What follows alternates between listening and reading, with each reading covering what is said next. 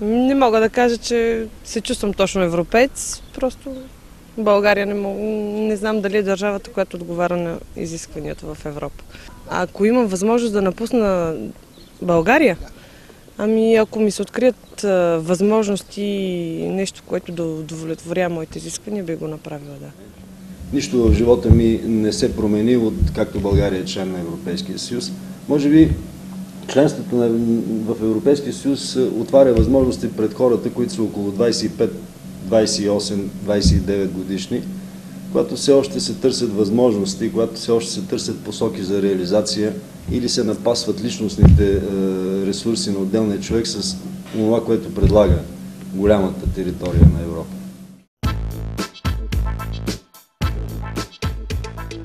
Чрез мрежата Евробарометър, Европейският парламент редовно възлага изследване на общественото мнение в държавите, членки на Европейския съюз. Според последните изследвания, 89% от образованите млади хора у нас считат, че най-голям плюс от членството ни в Евросъюза е възможността да продължат образованието си в различни европейски университети, както и да намерят достойна професионална реализация. 78% от българските граждани считат, че най-голямата ценност на Европейския съюз е правото на пътуване и възможността да търсят работа в други страни, членки на Евросъюза. В наши дни да пътуваш свободно през Европа, да мислиш прогресивно и да имаш собствено мнение и стил е основен елемент от европейската принадлежност. Ние наистина сме част от Европейския съюз най-напред като българи. И трябва да осъзнаем това нещо. И аз се надявам, сега сме във време на една промяна в политическия живот на България, новите управляващи да осъзнаят това нещо. Обикновеният човек в България има нужда от елементарно достоинство, а зад това стои огромен труд, свързан и с политики насочени към икономиката, и с политики към образованието и здравеопазването, и подобряване на елементарния естествен човешки климат тук у нас. Българина би трябва да донесе този колорит в Съюза, който му липсва, защото ние станахме член на един много многообразен съюз, който не трябва да бъде еднотипен. България влезе в Европейския съюз по инерция. И това е инерцията на невниманието, но не българското невнимание, а европейското невнимание. Според мен такива държави като България, Румъния, Гърция, като Словения, Словакия, имаха възможност да почакат, по-скоро бяха длъжни да почакат с приемането си в Европейския съюз, защото те все още не са уточнили собствените си идентичности, националните си характеристики след 1989 година.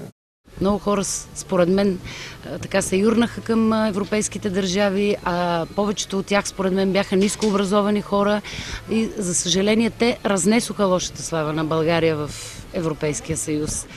Спечелихме една свобода да пътуваме из цяла Европа, а за загуба не мога да кажа нищо. Нищо не сме загубили. И аз винаги, когато пътувам, се ядосвам какво прави българина в чужбина, тъй като връщайки се обратно в България, повечето си остават същите. Много ми е трудно да кажа как ще се развива по-нататък Европейския съюз и нашето членство в Европейския съюз, тъй като грамотен гражданин чета някои информации, които ме смущават от поведението в и на Европейския съюз. И за мен най-трудният отговор на въпроса е дали въвеждането на еврото ще ни направи по-бедни. Това е трудният въпрос, който няма отговор според мен, защото никой не го е изпитал. Лекарството първо е повече информация, по-високо ниво на политическата култура. Това опознаване на европейското пространство, било по линия на емиграцията, било по линия на туризма, било по линия на стипендии, на обучение и нататък, бавно и постепенно се превръща в психологически план, като усещане, че ние сме в пространството вече на едно наше европейско пространство. Както беше вече казано, този филм на Европейски информационен център Европа директно в Благоевград търси преди всичко различните, но аргументирани гледни точки по темата за европейското гражданство.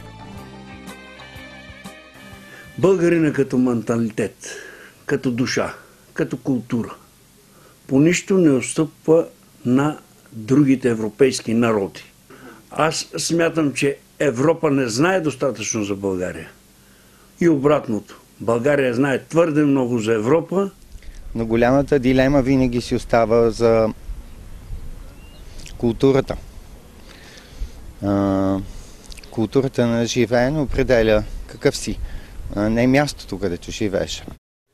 Като най-голямо постижение аз оценявам, поне в личен план, тази свободна възможност да общувам интелектуално това, което е свързано с моята професия на преподавател и етнолог с европейската научна и интелектуална мисъл. И това е действително едно богатство. Лично аз не се гордея, че съм член на Европейския съюз. Това нищо не промени в моя живот. Обаче не се гордея и, че съм българин. Защото българин да се наричам първа радост е за мен, това стихотворение вече не е актуално. То е писано преди повече от 120 години. 40% от българите смятат, че върху усещането им за европейска принадлежност може да повлияе възможността да живеят навсякъде в Европейския съюз, след като се пенсионират, и да получават пенсията си директно там. 39% са убедени, че признаването на българските дипломи във всички страни на общността ще бъде фактор, който би променил усещането за европейска принадлежност.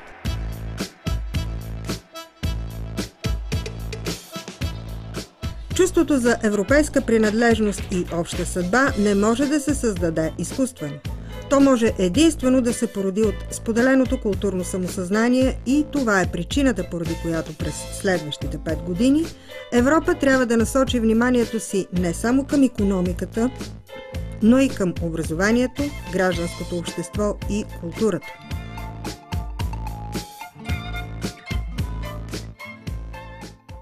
Аз се чувствам, разбира се, европеец, аз се чувствам българин, аз се чувствам европеец и аз се чувствам гражданин на света. Аз се гордея, че съм европейски граждани, също така се гордея, че съм и част от екип Европа, който има възможността не само през 2011 година, но и през 2013 година към днешна дата да разпространява европейската идея и да помага на гражданите да осъзнаят своите права и да бъдат наистина информирани европейски граждани. При всички случаи ни са по-прозрачни институции, повече граждани, които търсят контрол, искат да контролират институциите и не на последно място нас не трябва най-вече върховенство на закона, защото без върховенство на закона нямаме нищо. В личен план за мене промяна голяма нема, но чувствам се, че съм аз член на това европейско семейство. Най-трудният въпрос е, че кога ще станем европейски граждани? Кой е най-трудният отговор? Отговора на въпроса от тук нататък как ще се развива нашата държава. За мен най-трудно е да си отговоря на въпроса защо политиката на България е така ориентирана, че вече сме толкова години член на Европейския съюз, а не можем да се възползваме от възможностите, които ни дава. И винаги съм се питала какъв е отговора, защо, каква е причината. Но все още не съм получила достатъчно изчерпателен отговор на този въпрос. Може би решението е политическо, на по-високо ниво. И за мен най-трудният отговор на въпроса е дали въвеждането на еврото ще ни направи по-бедни. Това е трудният въпрос, който няма отговор според мен, защото никой не го е изпитал. Безспорно, едно от най-сериозните права, които ни осигурява членството в Европейския съюз, това е правото да живеем и работим във всяка от останалите страни, членки на общността. 46% от анкетираните българи визират правото да гласуват на изборите за Европейски парламент. 35% считат, че това е възможността за пряка комуникация с европейските институции. 24% от българите са на мнение, че това е засилването на писмената комуникация с българските представители в Европейския съюз. Информационните центрове Европа директно в България са част от Европейската информационна мрежа. Центровете Европа директно са контактните звена на гражданите с европейските институции. Европейският информационен център Европа директно в Благоевград се намира на улица Тодор Александров, номер 23.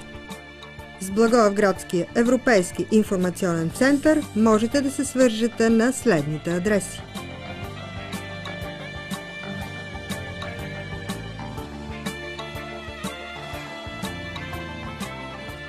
Европейският информационен център Европа директно в Благоевград ви представи документалния си филм «Истини без рамка».